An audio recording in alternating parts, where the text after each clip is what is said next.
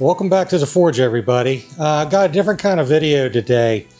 A couple months back, I was contacted by a customer through my website with a different kind of request that I usually get. Tabitha was getting married, and her fiance, instead of a ring, wanted a custom dagger. So she contacted me to see if I could do this project, and talking back and forth, we kind of come up with some kind of idea or game plan about how we wanted to take on this project. Here's a picture that she sent me with a better idea of what she was looking for. Kind of like blade design, handle material. She wanted red and black. And so this gave me a better idea of how to proceed with the project. This video is going to be me sharing that adventure with you of how I went about taking on this project, because daggers they're a different beast altogether. Instead of 2 bevels you have to get correct, you've got 4 now.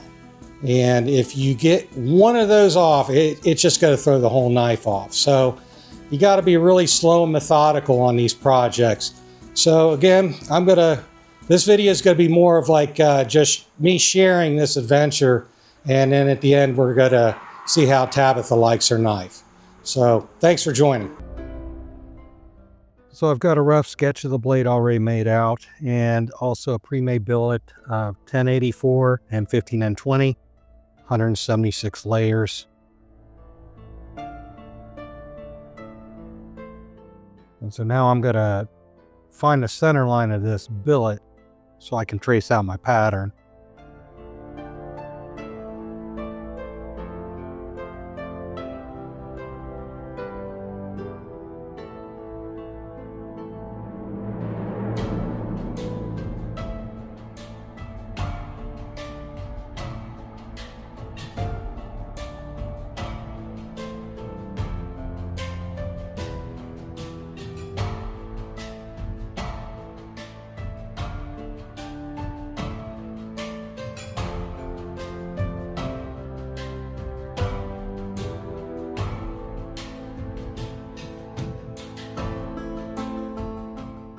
Now what I did was I cut out half of that sketch. I'm only going to use one side because I don't have any CAD or any kind of software. This is all by hand. So if I use one side, it should be pretty exact. What I'll do is I'll trace out this one side, flip it over, and I'll trace it out again.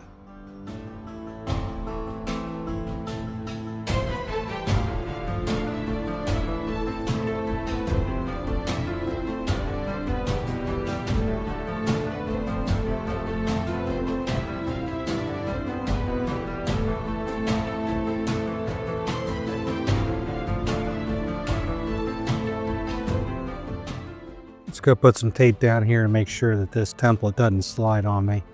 I've had that happen a time or two. And again, I'm going off that center line, trying to make sure everything is as even as possible.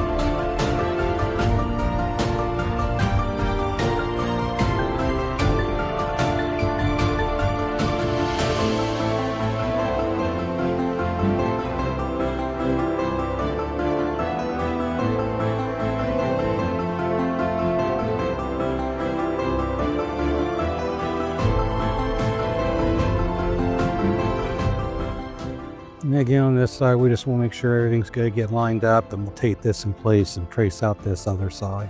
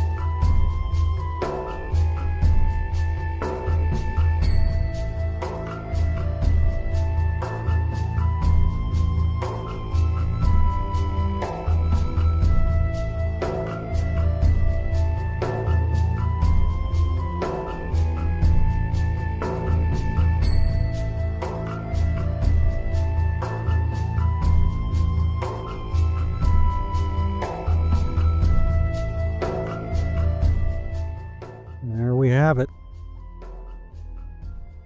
Since we got a nice little guide to where we want to cut this out. So I'm going to use my angle grinder to cut this out. I'm just going to do some rough cutting, and then we'll take it to the grinder and refine everything. But it's going to be easier to remove some of this steel with a grinder.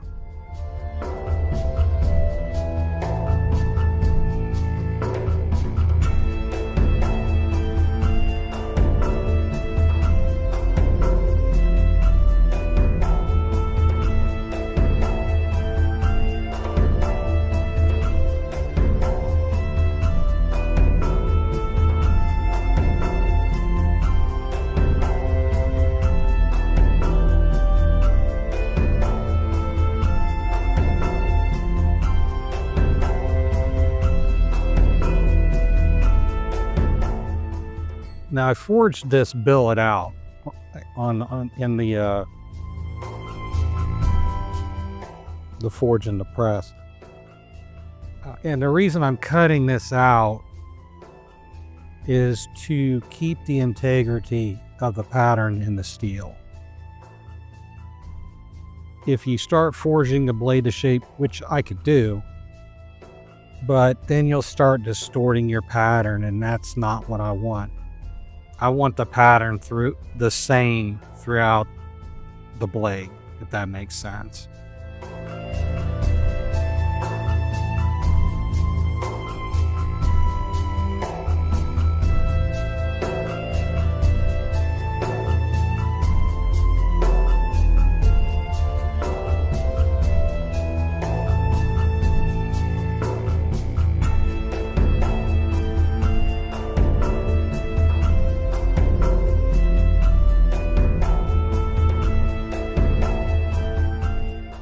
Alright, we're going to flip it around, and then we're going to cut out some of the area in the tang here. I'm going to leave it a little bit wide though, because what I want to do is, I don't have all the length on this tang yet, so I'm going to get that in the forge and draw that out in a little bit.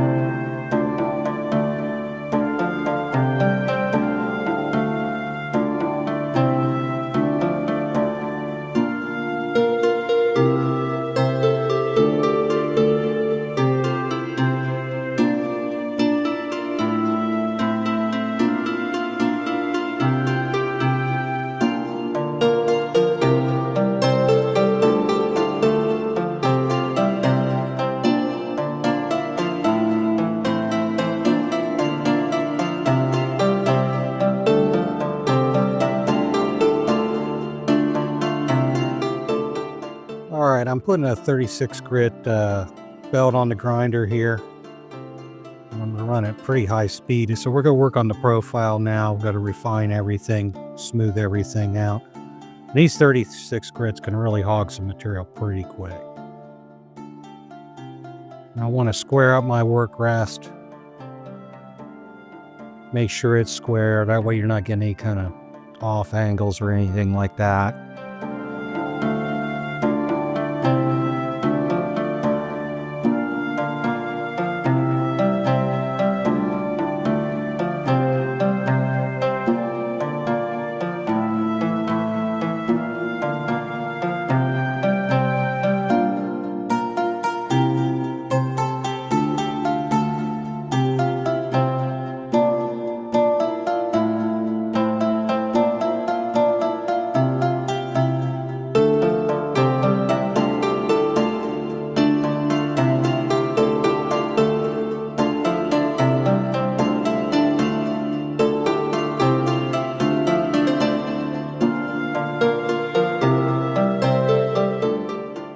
Again, I just want to take my time on this. There's nothing in this project is rush. You don't want to rush doing something like this. So just take your time. I'm just staying in the lines.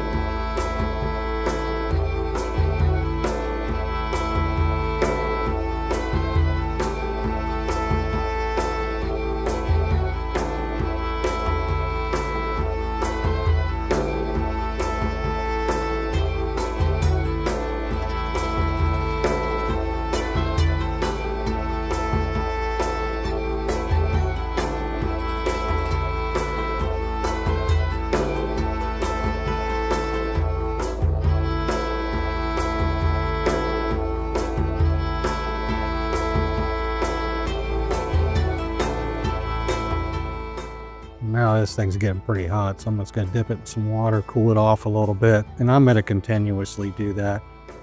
It's not been heat treated, but that blade will get pretty hot once you start hogging some material off this thing.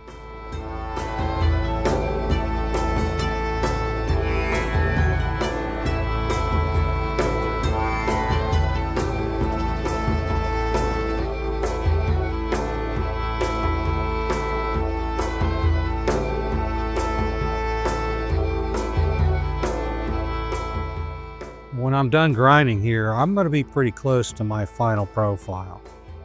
Might be a couple little things I want to touch up, but once I get off here, it's got to be ready for heat treat pretty soon.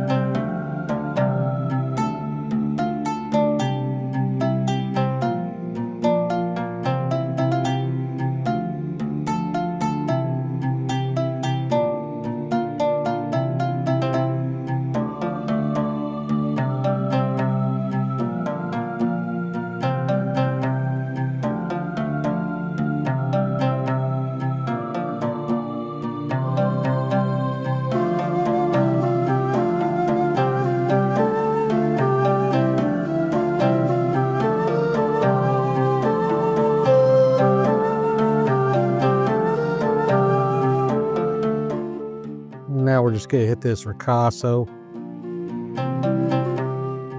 And this is a pretty tight radius, so I'm going to get some of this out of here, but then I'm going to switch over to my small wheel attachment and clean those up.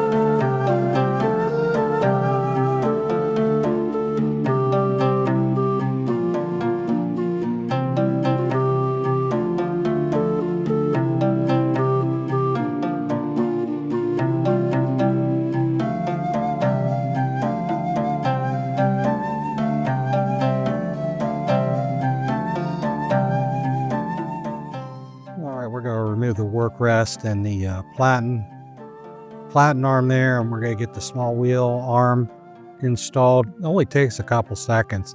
This is a really nice grinder. I love this thing, and it's really versatile.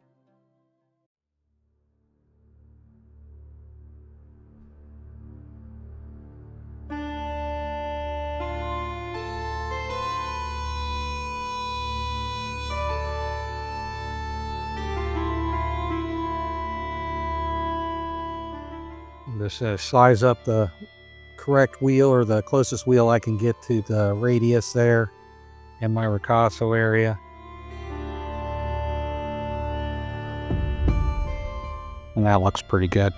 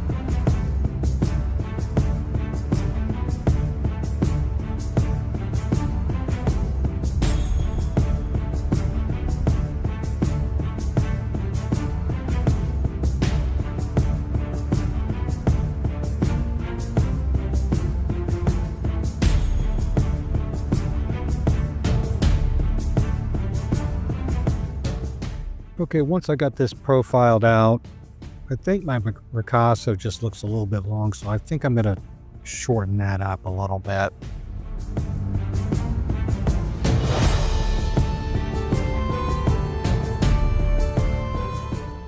I'm only going to shorten it up by about a 1/4 of an inch, 1/2 inch maybe. And that's just my preference.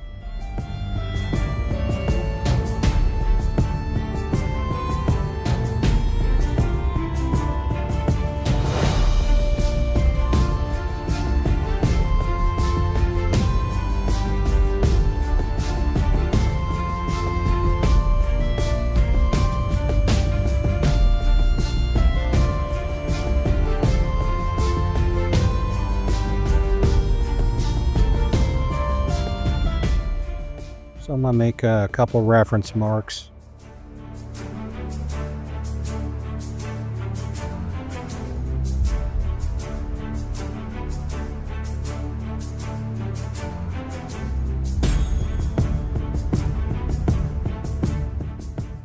when that steel is hot, you're not going to see those marks. So I just put a couple little notches there so I know where I want to forge from.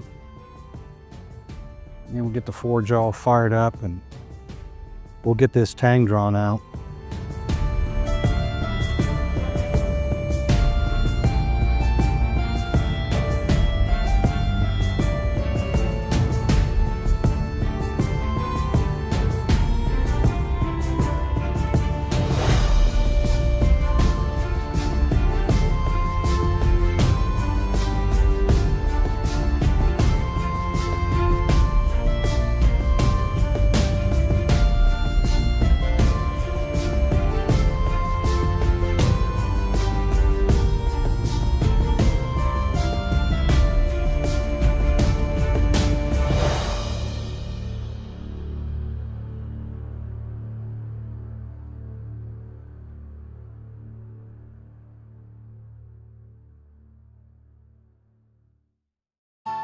Okay, so now I've got the tang drawn out to a decent length that I like.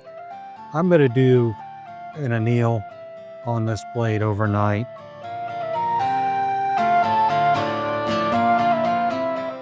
It's not mandatory at this point in time, but I just want to do one before I do my green refinement, and I'll do another anneal. But we'll just let that sit overnight.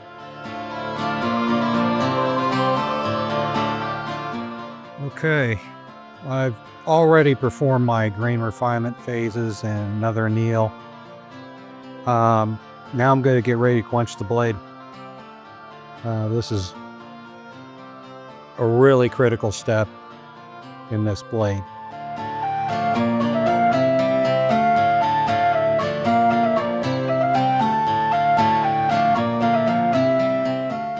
I mean, technically, this is where you really turn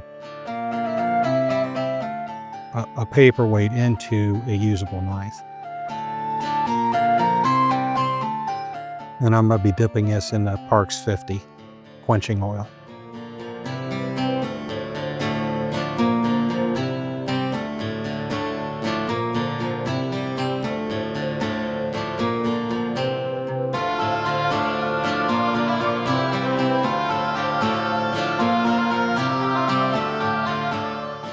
I'm not hearing any cracks or pings, which is always delightful.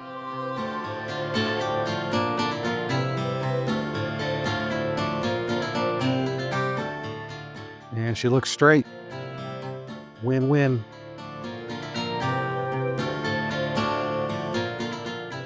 So I'm not going to show you me tempering it. The blade's tempered and this is the next day. And yeah, I'm wearing shorts. It's 110 degrees in that shop right now.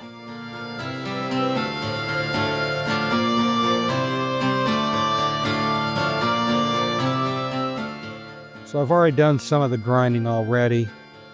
I'm doing hollow grinds on this. I think they look just awesome on especially a Dagger. Now hollow grinds, there's a lot of feel to it. They're hard to start, but once you get a good initial bevel in there, it's really easy. You just follow it. It's hard to explain, but I mean, you can just feel it. As you can see, I've got my initial grinds in there. So I'm going to start now progressively cleaning those up.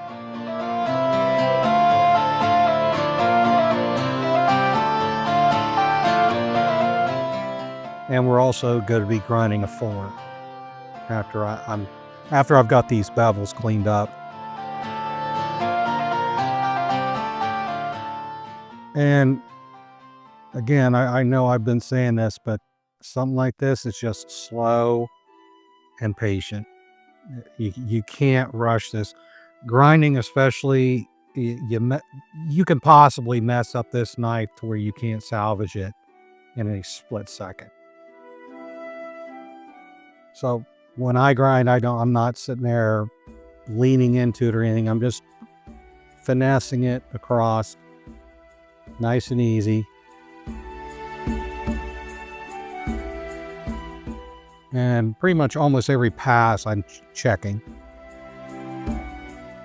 to see my lines, checking to see that I'm straight. And these bevels took several hours to grind. And, you know, I'm not going to video all that. And again, this isn't an instructional video anyway. Also, you got to keep in mind, or I'm keeping in mind, that this blade's now heat treated. So if I get this too hot, I could ruin the heat treat in this blade. So as you can see, I'm making a pass, dipping, making a pass, dipping. And by the end of the day, you have a complete mess.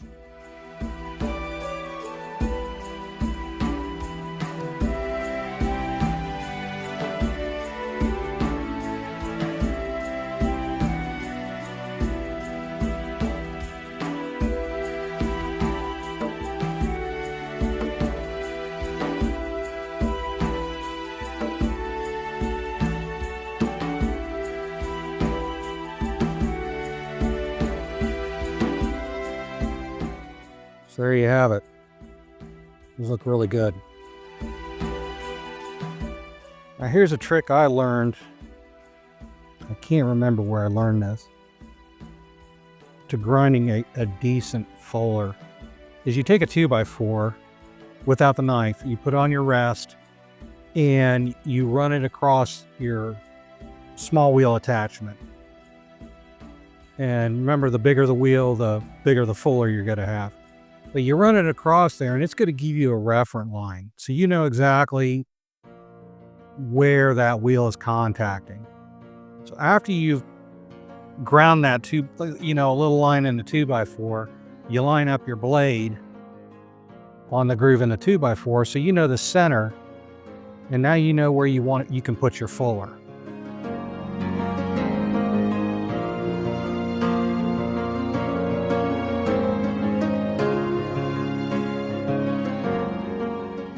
And as you can see, I mean, they're decent fullers.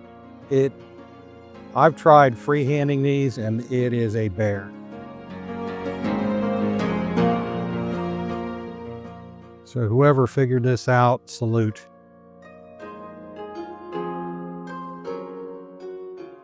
Feel slow and steady. I just really love how that looks. We just put that fuller in there.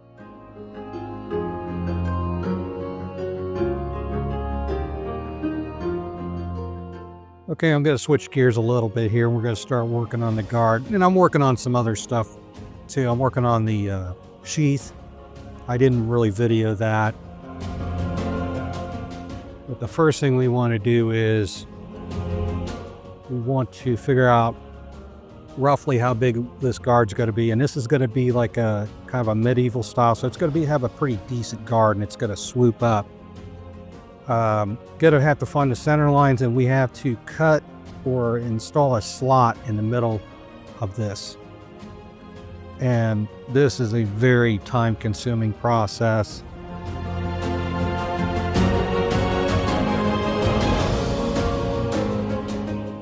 A lot of fitting. So I've already drilled out the holes, and now I'm gonna try to clean this up with a Dremel. Just kind of remove those burrs and everything,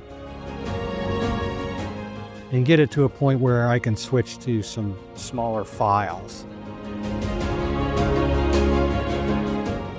The real key to this is you want to get a big enough slot that'll fit over your tank, but when you put it up to your ricasso, there's no gaps. And this could take sometimes a couple hours.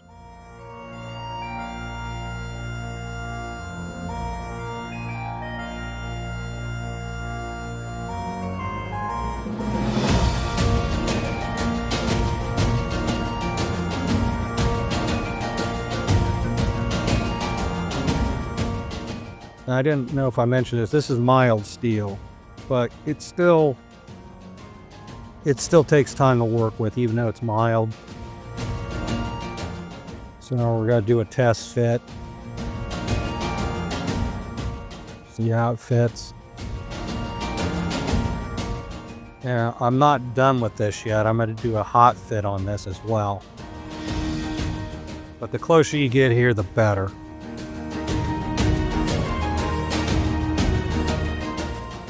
So I'm gonna wrap my blade in a piece of leather to protect it, because I've got it sanded pretty good. It's not hand sanded, but I don't want to put any gouges or scratches in it. So I'm gonna wrap the blade with leather and put it in a vise and crank down on it pretty good, because I don't want this thing going anywhere when I hot fit this. In the meantime, I do have that guard in the forge heating up. And I'm also gonna use a special tool that I made.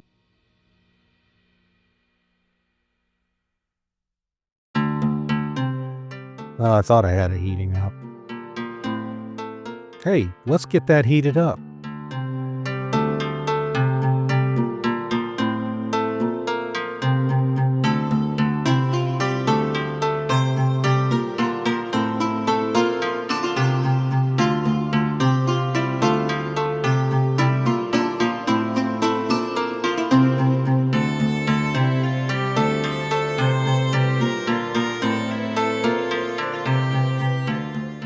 Another thing I did because this blade's heat treated, I don't want this heat migrating into my blade.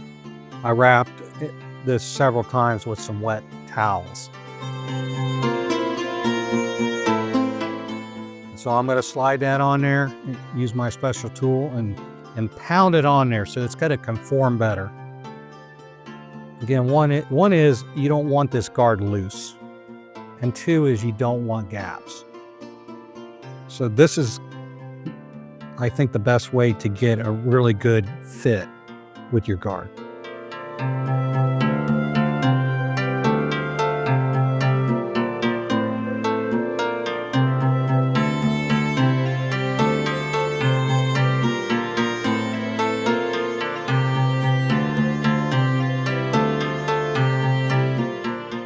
Now you see there's a couple little indentions there, and you want those, because that will actually fit over the ricasso area a little bit and fit in there, if that makes sense. And one is you can use that as a reference point, and two, you won't see any gaps.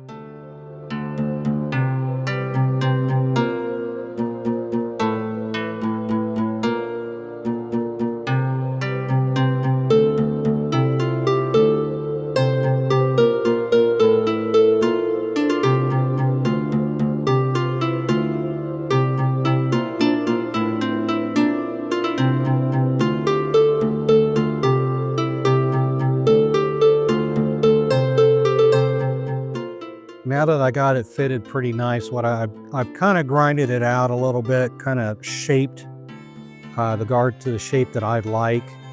And so now what we're going to do is we're just going to hammer the tips a little bit, and we're going to start turning the ends up. And we're just doing baby taps here. We're not in any hurry. Not going to just start swinging all over the place. Just want to, shape the ends of this guard, and we're going to start flaring them up as well.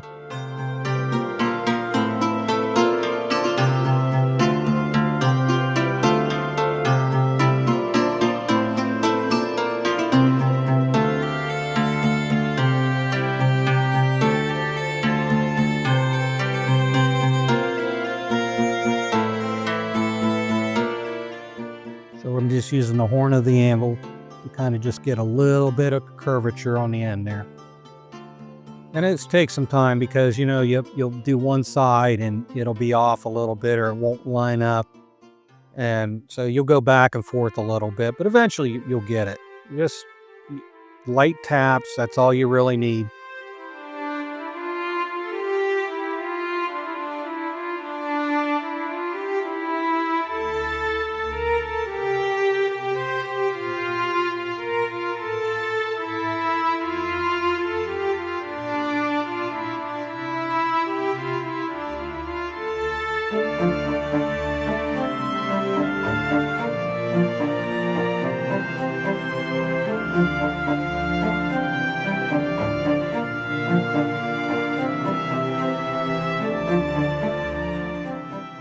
that's looking pretty good. Gonna clean this up a little bit on the grinder.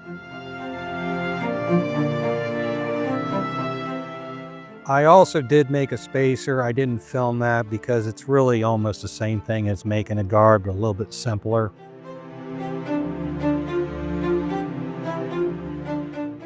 So you see I got the guard. Fits pretty good, all lined up.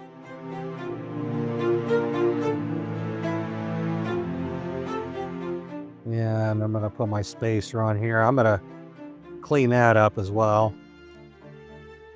And what I'm gonna do eventually, once I get these to where I like them and all cleaned up, I'm gonna sandblast them and then I'm gonna blue them.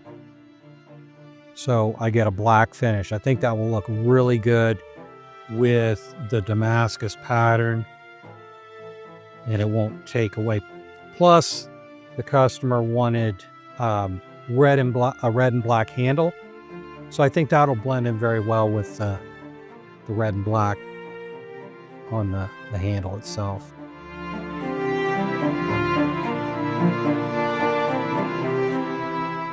And here we're just going to clean this all up on a Scotch-Brite belt. Also, I didn't film making the pommel.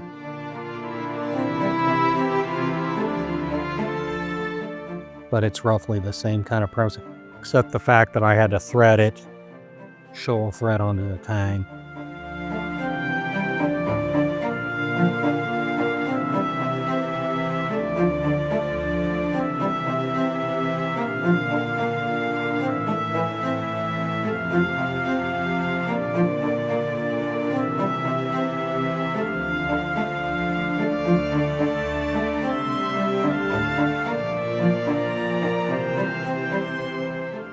Everything fits up pretty good. Now, I actually think that looks nice the way it is, but we still have a long way to go. We got to do some hand sanding on this and dip the blade and blue all the fittings. That looks really nice. And now on to the fun part, ladies and gentlemen. Hand sanding. And this probably took me 4 or 5 hours, especially with the hollow grinds and the fuller. And I'm starting out with 220 grit here, and I progressively work up to around 3000 grit with either sandpaper, where I've got some little sanding pads, and I'll show you them here in a minute. Keep in mind, especially when you're doing pattern layered Damascus or pattern welded Damascus, the more polish you get the blade, the more your pattern's gonna pop. It's gonna stand out that much better, especially with the contrast with the 15N20 with the high nickel and the 1084. So I like a very pronounced pattern. Some people like more of it subdued. It's all your own personal preference.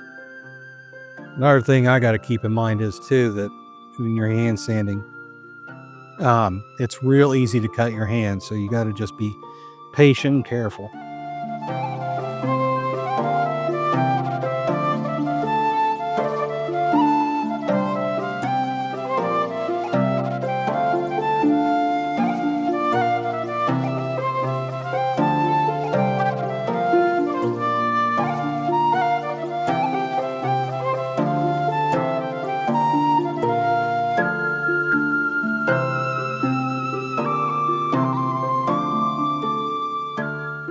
I also am adding a little bit of Windex here to help. It keeps your sandpaper a little bit more clean.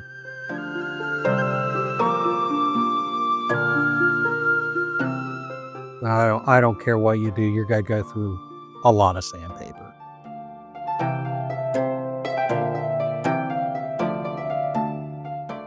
And you could be doing this for 20 minutes, clean it off, and there's still a scratch. So before I progress to the next level or higher grit paper, I want to make sure that I've gotten every single scratch out of this blade before I move on. And normally though, the most time-consuming sandpaper is the 220.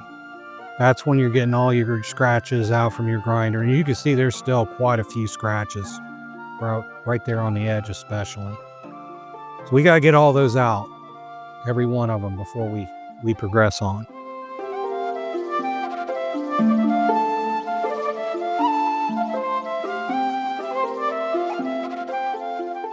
And we're making some progress there.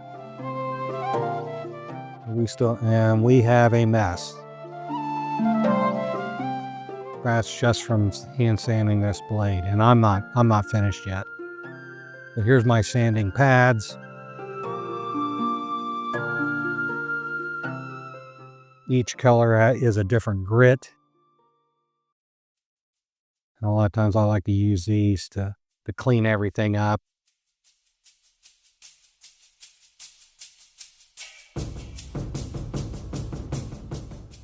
All right, so now I'm going to electro etch my logo. I'm going to put it on both sides.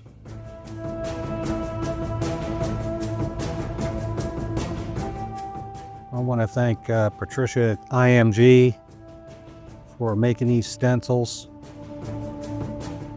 Just give me some pointers on how to use these. These are really nice small stencils. And I'm just taking my time on this too. You don't want to push down too long. You could hurt your stencil. You want to check your progress on how deep you're going into the blade. It doesn't take very much.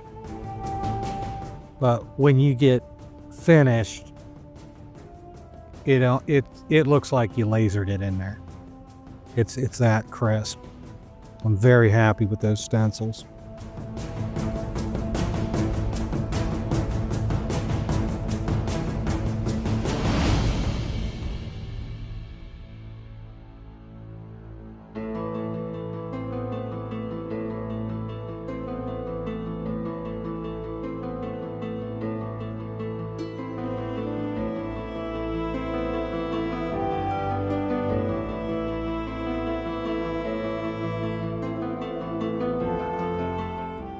I'm just checking, you should be able to catch that etch with your fingernail, so I'm kind of just checking to see how deep it is.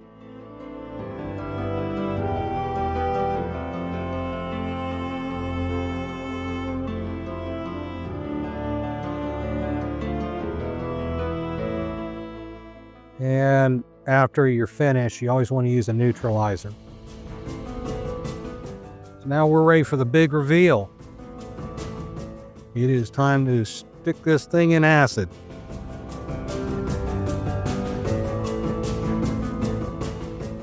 Now, this took over an hour. I did sessions of about 20 minutes apiece till I got the pattern I liked, and I am just ecstatic with that. Everything's really uniform, very good contrast.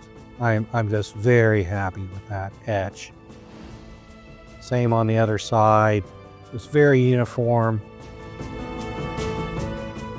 I love that fuller, how it just changes the pattern. Now unfortunately I didn't film a lot of shaping this handle. And I apologize that sometimes the video wasn't very good or I just got on a tangent. We're gonna glue everything up now. But what I did was, again, I mentioned earlier the customer wanted red and black, and I looked around for a couple different options here. And I came across this stabilized Buckeye burl that had been dyed twice, black and red. I trust on my instinct on that, and it really turned out really nice.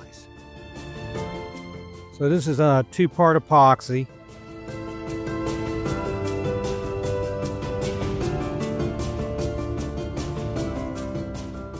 And this is 24-hour epoxy.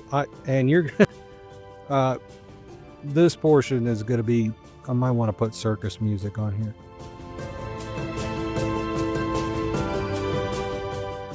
I use 24-hour epoxy because it just gives you a lot more time to work with. I think some people believe it is stronger than 5-minute epoxy, which it's possible. My biggest thing though is it's a lot easier to work with. You have time, as you can see, I'm gonna have to take this thing apart because the fitting just didn't come out right. And I'm gonna tell you, I dry fitted this at least 20 times. And when I put it together, it did not line up right. And no, I didn't grow another hand. My wife's uncle was visiting from Ecuador, Uncle Gus, and he wanted to see this project, and he's helping me out in the shop a little bit. So yeah, I didn't grow another hand there.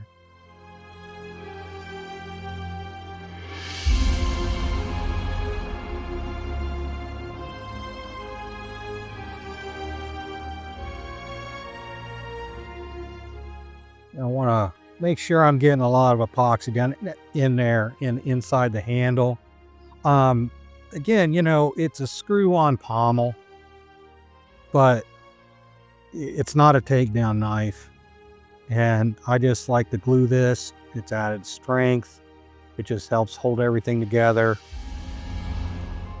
And it's a lot of cleanup though. You want to make sure that you get all this excess epoxy out.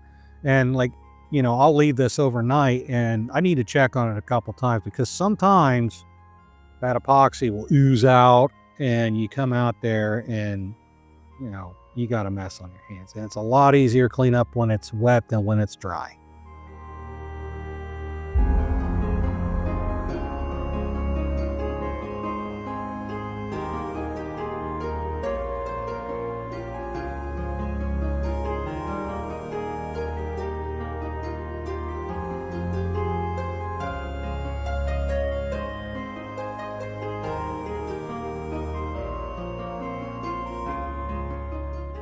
And this isn't the easiest thing to do when you have a camera right in front of you either.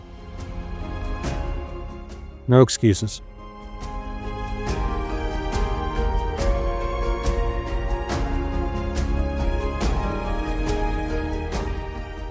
I'm moving the handle up and down a little bit just to kind of draw more epoxy down in there just in case. So we'll screw this pommel on.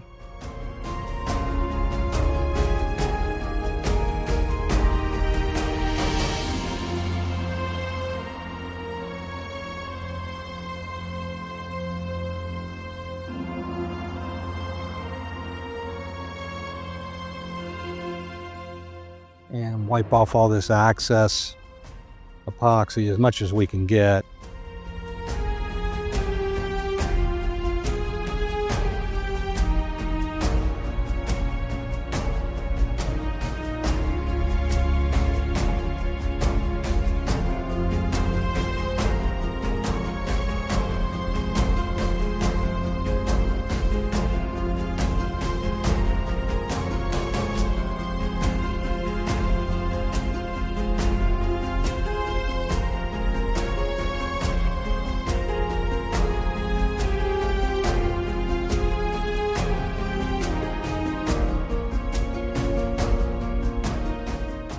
So I think I'm starting to see something I don't like.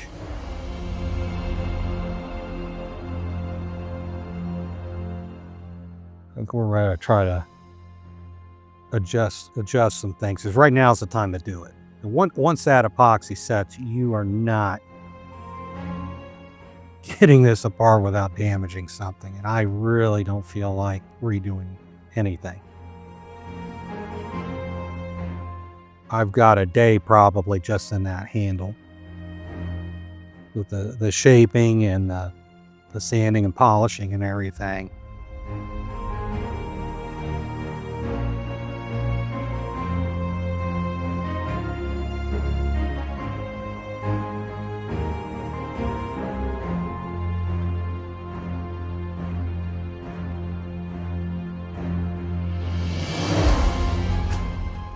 See, now if I was using 5-minute epoxy, I'd be done.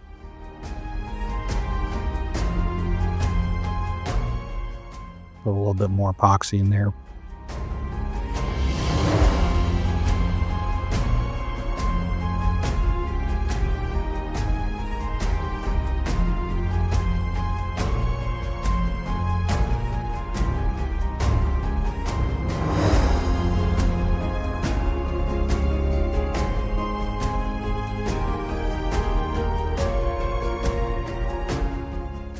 All right, clean this off real good, and we're just gonna let that sit overnight.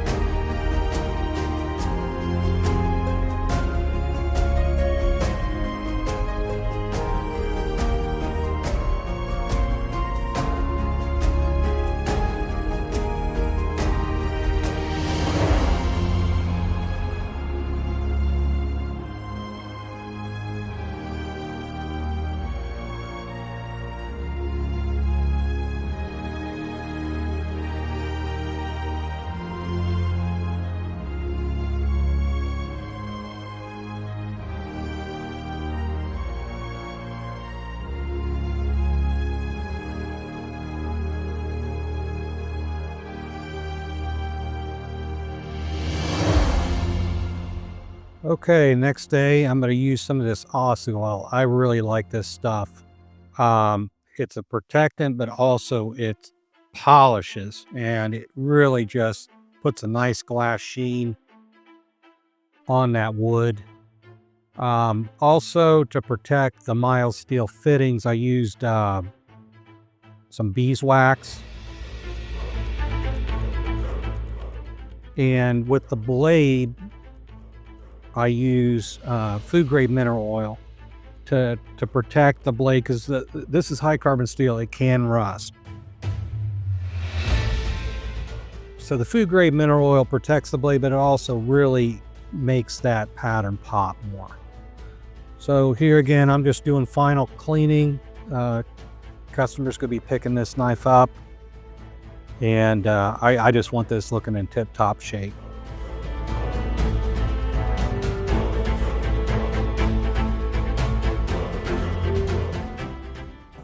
Hey everybody, this is going to wrap up this video. This is a big day here.